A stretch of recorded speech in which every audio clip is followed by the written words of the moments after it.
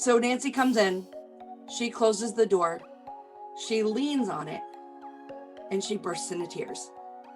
And you all, I was not prepared for that at all.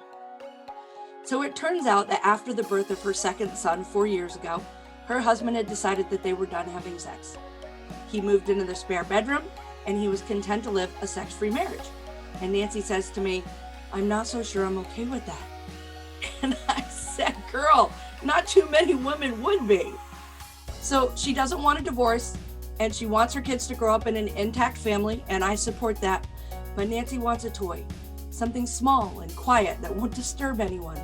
And I help her find what she's looking for, but I said to her, "You know, if I was you, I would get the loudest jackhammery thing we've got, and I would walk by his room and be like, 'I'll be in there if you need me.'"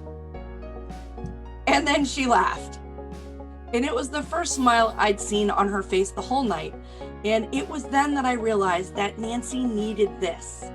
She needed someone she could open up to, someone who didn't know her husband, so that she could just release the secret and hear that she's normal for wanting to still have sex at the age of 35, to still want to orgasm, and to not just be done.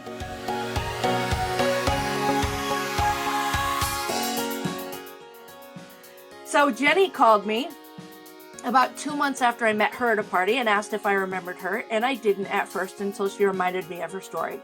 Her marriage was in trouble. She had recently gone into menopause, and as is completely normal, she was starting to experience vaginal dryness, and sex was painful. So when things are painful, we tend to avoid them, right? And so because she wanted to avoid sex, she was avoiding all forms of intimacy. She didn't want to hold hands or kiss or even do a date night because it might lead to sex, and that was causing tension and anger and blaming, and she was really concerned that they were going to wind up divorced.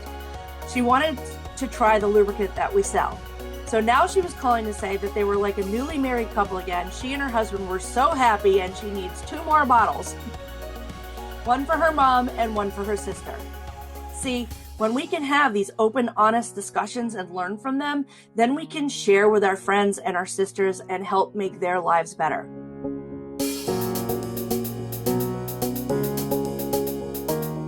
So, how do we go about having open, honest discussions about women's sexual health so women can ask questions, get answers, have better sex lives?